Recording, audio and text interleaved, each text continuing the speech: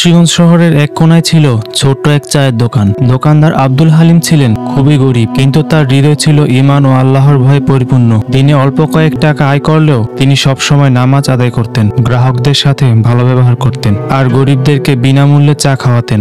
একদিন বিকালে বৃষ্টি পড়ছে টুপটাপ করে। হালিম সাহেব দোকানে বসে দোয়া করছিলেন, হে আল্লাহ, আমার রিজিক যদি হালাল আর বরকতময় হয় আমি তাতেই খুশি, আমাকে সৎ পথে রেখো। ঠিক তখনই দোকানে এক অচেনা বৃদ্ধ লোক এসে বসলেন। লোকটির চেহারা ছিল এক অদ্ভুত নূর। তিনি বসে বললেন, ভাই, আমার কাছে টাকা নেই, একটু গরম চা কি এনে দিবেন? হালিম সাহেব মুচকি হেসে বললেন, টাকা লাগবে না চাচা, আপনি দোয়া করবেন, আল্লাহ হয়তো আসল রিজিক দাতা। বৃদ্ধ লোকটি চা খেয়ে খুব সুন্দর খুশি হলেন। চলে যাওয়ার সময় তিনি দোয়া করলেন আর বললেন, আল্লাহ তোমার দোকানে বরকত দিন, তোমার রিজিক এমন হবে যা কখনো কমবে না। বৃদ্ধ চলে গেলেন, কিন্তু আশ্চর্যের ব্যাপার, সেই দিন থেকে হালিম সাহেবের দোকানে অজস্র ক্রেতা আসতে শুরু করলো। প্রতিদিন তার চা শেষ হয়ে যেত, আয়ও দ্বিগুণ তিনগুণ হয়ে গেল।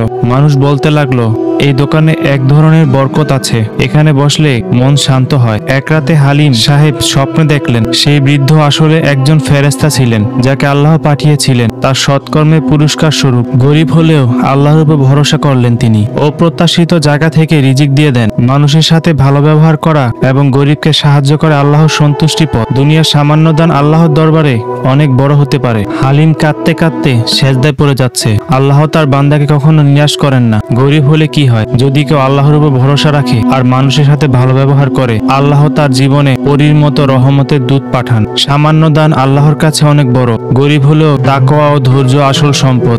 আল্লাহ চাইলে এক মুহূর্তে রিজিকের বরকত দিতে পারেন। আমাদের ইসলামিক চ্যানেলটি ভালো লেগে থাকলে অবশ্যই লাইক এবং সাবস্ক্রাইব করে বন্ধুদের সাথে শেয়ার করে দিবেন।